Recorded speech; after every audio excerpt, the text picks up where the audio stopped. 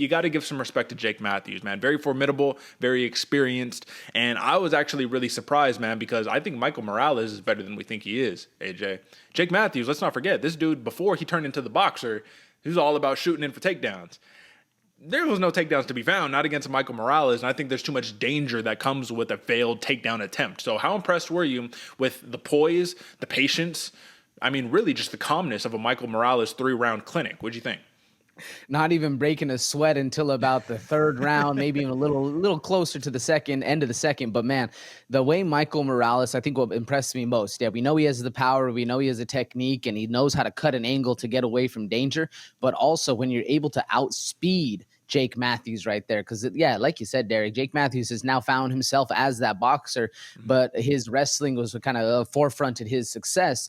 And having that wrestling acumen with the speed that he has and able to blitz in and shoot and then especially pop that jab out there, that's where Jake Matthews has found a lot of that success until Michael Morales came back. You want to set some speed, all going to show you. He looked really crisp out there. But like you said, Derek, what I liked most is the way he was calm about it, thinking about it, seeing the calculations, and also reading. Every time he get hit with the left check left hook, he was reading it, he was seeing it, and then out of nowhere it started, or I guess as the fight progressed, it started to be less and less prevalent. And really, he started to not really run away with the fight, but show how secure he felt in that octagon. Derek, what was the most impressive part about Morales' performance on the same end, Matthews as well? It's really the poise for Michael Morales, man. The patience, and it's almost too patient to a fault because his corner's over there telling him, "Hey, bro, you need to wake up." And he's like, "Bro, I'm winning this fight easily. I'm up 2 rounds. What do you mean I need to wake up?" But I think it was more of, you need to wake up. Let's bring a little more aggression out and let's get this guy out of here. Why are you playing around with the decision? You never know, and you can get caught at any moment in a fight, man. Why sit there and just act like I got the fight in the bag? Let's go for the kill. And I think that's the only thing missing. But then we started to see it, and when he started to do it, the openings popped up, and Matthew started to connect more. So I think it's just 24 years old, man. This guy is going to be a star. I really think Michael Morales is going to be a star, cut from a different cloth. I believe he's Ecuadorian, right? So it's definitely a big market that he could tap into. But for Jake Matthews, man, I mean, I was impressed by the footwork, the angles, and all that good stuff, but I wasn't impressed by the game plan because I thought that best path to victory was you got to take this guy down. You know he's headhunting for that right hand. It's 1-2 over the top, 1-2, 1-2, 1-2. Time it, try not to get caught by the knee, double, get him on his back, and then try to win the fight there. So was it a lack of a game plan, AJ, or is Michael Morales just that good? Just in a sentence.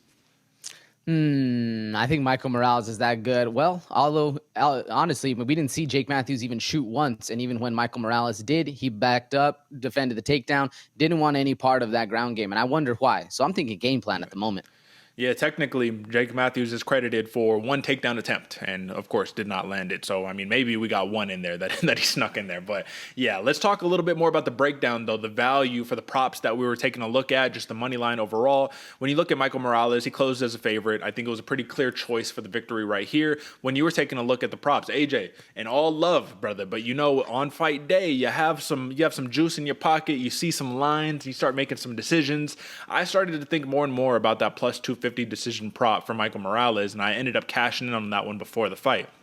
You just have to think the only difference between a Michael Morales who knocks out everybody, right, is that when you have a veteran who might not get the victory, they might just be durable enough to stick around, man. So just kind of thought process behind that, and let's keep it pushing to the next. 100%, Derek, you're right, man. And honestly, folks, since we didn't do a pre-show, that was going to be one of my preferences to this one. This entire card was hard to choose a prop fight on. So this one, to me, seemed the most logical. But you're right, Derek. When you're faced with a veteran who knows what you're best at and able to avoid those things, a decision doesn't seem out of reach.